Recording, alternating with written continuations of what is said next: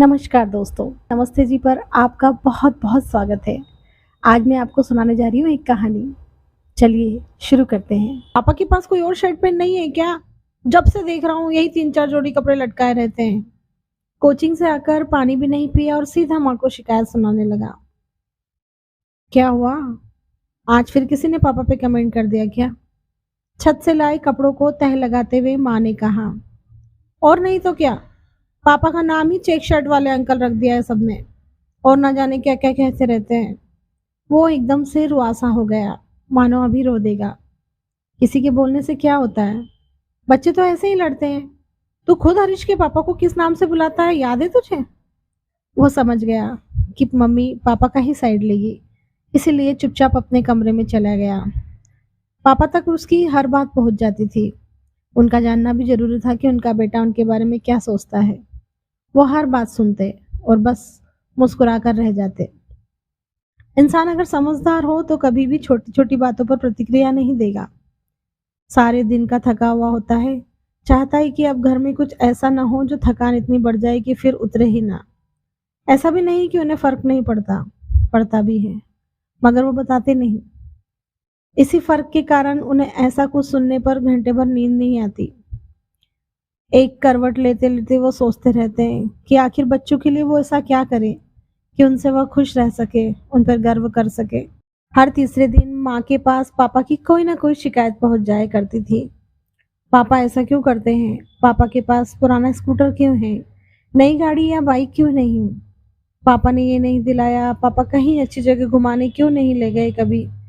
पापा बाकी दोस्तों के पापा लोग की तरह अमीर क्यों नहीं है? ऐसी ही शिकायतों के साथ हर साल की तरह ये साल भी बीत गया। बेटे का इस साल इंटर था। रिजल्ट आया तो मर मर कर किसी तरह पास हुआ था। मैट्रिक में जिस लड़के ने 82% थे, इंटर में वह 53% पर ही रुक गया। पापा शाम को घर आए तो घर में मैयत का सन्नाटा पसरा था। बेटे साहब अपने कमरे में दुबके पड़े थे। कहाँ है? बैग टेबल पर रखते ही पापा ने पहला सवाल यही किया। शायद ऑफिस में ही रिजल्ट देख लिया था। जाने दीजिए ना, पहली बहुत डरा हुआ है। माँ पापा के मूड को भाप गई थी, इसलिए चाह रही थी कि फिलहाल बेटा उनके सामने आए ही ना तो अच्छा। उसे बुला लाओ जल्दी। ये अपनी ममता ना साल भर के लिए बचा के रखो। साल भर हम गलती माफ करते हैं ना उसकी, कभी बोलने नहीं जाते, मगर आज तुम्हारी ममता एक पिता के गुस्से को नहीं रोक सकती। यहाँ बुला कर लाओ उसे। अगर हम कमरे में चले गए तो आज लात बांह छिटका देंगे। माँ समझ गई, पिता का गुस्सा तूफान बन चुका है और उस तूफान को ये ममता का छाता रोक ना पाएगा। किसी भी घर में ऐसा समय माँ को दुविधा में डाल देता है। माँ उसको समझा बुझा कर लेकर आई। जो अक्सर पिता के बारे में नुक्स निकालता रहा, आज एकदम सहमा हो सा खड़ा हुआ था। पापा ने उसे एक बार ऊपर से नीचे तक देखा। तो फिर बताओ कि इतने कम नंबर किस वजह से आए हैं तुम्हारे? क्या इसका कारण ये है कि हमारे पास सिर्फ 4 जोड़ी कपड़े ही हैं जो हमने सालों पहले सिलवाए थे? या फिर हमारी स्कूटर के कारण तुम नंबर ना ला पाए? या फिर हम अमीर नहीं हैं तुम्हारे दोस्त के पापा के लोगों की तरह, इस वजह से तुम्हारे नंबर काट लिए गए हैं?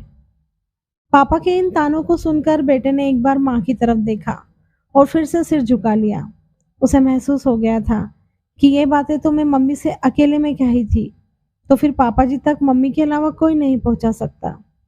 मन में कोई वहम हो तो चलो, तुमको कल ही चलते हैं अपने गांव और वहां मिलवाते हैं अपने पुराने साथियों से। वे सब तुम्हें बताएंगे कि क्या चीज थे हम। महीने का कैलेंडर बाद में बदलता था, मगर हम अपने जूते और कपड़े पहले बदल लेते थे। पूरे जिले भर में एकलौती राजदूत बाइक थी हमारे पास।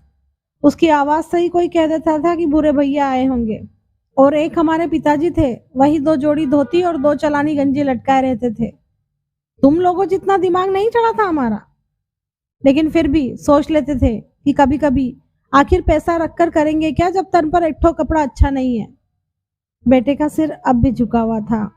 शायद वो समझ नहीं पा रहा था कि पापा ये सब मुझे क्यों बता रहे हैं। वक्त बदला, हालात भी बदल गए। पिताजी असमय चले गए। उनके जाने के बाद बुद्धि खुली। समझ आ गया कि पिता होते हैं तब तक ही मौज है, उसके बाद तो जरूरतें पूरी हो जाए वही बहुत है। खुद को जानते थे हम। पता था कि खुद को खेत में जोत कर कुछ खास नहीं कर पाएंगे, इसीलिए पढ़ाई में मन लगाने लगे। किस्मत अच्छी रही कि नौकरी मिल गई। आधी बुद्धि तो पिताजी के जाते ही खुल गई और आधी बुद्धि जब तुम हुए। पापा आज अपनी पूरी भड़ास निकाल देने के मूड में थे। तुम्हारे पैदा होने के बाद हमें समझ में आ गया कि पिताजी के वो 2 जोड़ी धोती और गंजी में कैसे सालों बिता देते थे। ये जो तुम अमीर घरों के बच्चों के बीच पढ़ते हो, हमारे पेंट शर्ट पर शर्मिंदगी महसूस करते हो, महंगा फोन चलाते हो, वो लैपटॉप लिए हो पढ़ने के लिए और चलाते हो गेम और फिल्में, ये सब जूते, ये सब इसलिए हैं क्योंकि हमारे पास सालों से सिर्फ 4 जोड़ी कपड़े हैं। हम ऐश कर पाए क्योंकि हमारे पिता के पास केवल 2 जोड़ी कपड़े थे। ऐसा थोड़ी ना है कि हमारा मन नहीं करता बन ठन के रहने का, अच्छा पहनने का, अच्छा खाने का, लेकिन हम मन मारते हैं सिर्फ इसीलिए कि तुम्हारे मन का हो सके। और बदले में क्या चाहते हैं? तो बस यही कि तुम पढ़ाई में अच्छा करो। पापा में वो इससे ज्यादा वो कुछ नहीं बोल पाया। हाँ हाँ बताओ क्या वो?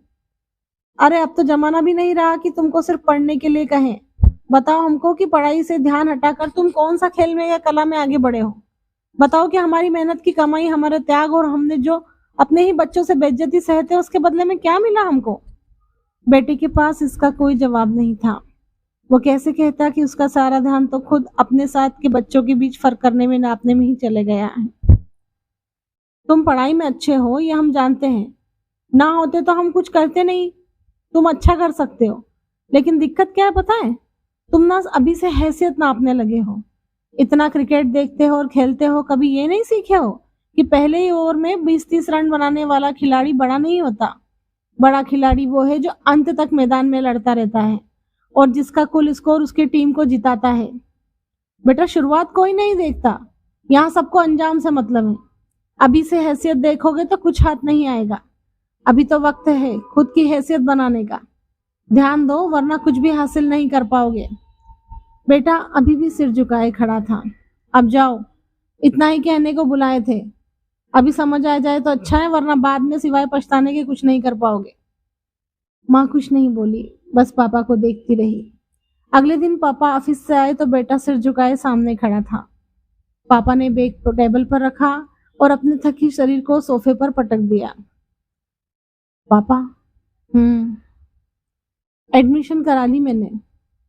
अच्छी बात है। कौन सा सब्जेक्ट लिए हो? वही साइंस ही। इंटर में देख ही लिए हो कि साइंस नहीं हो पाएगा तो कुछ और देख लेते। फिर से इंटर में ही एडमिशन लिया है। 1 साल तो बर्बाद हो जाएगा, मगर इस बार अच्छे से नंबर आएंगे। पूरी मेहनत करूंगा, बेटे ने डरते हुए पापा से कहा। पापा मुस्कुराए। पढ़ना तुमको है, हम बस ये चाहते हैं कि अच्छा बुरा के बीच का फर्क जान लो। और जरा ध्यान रखना कि अगर मेहनत होती रहे तो साल कभी बर्बाद नहीं जाता। बेटा पिता की बातों को समझ गया था। ये देखकर पिता को अच्छा लगा। कुछ देर बाद बेटा अंदर से एक पैकेट लेकर आया और पापा को थमा दिया। पापा ने पैकेट देखते हुए पूछा, ये क्या है? अपनी पॉकेट मनी से लाया हूँ।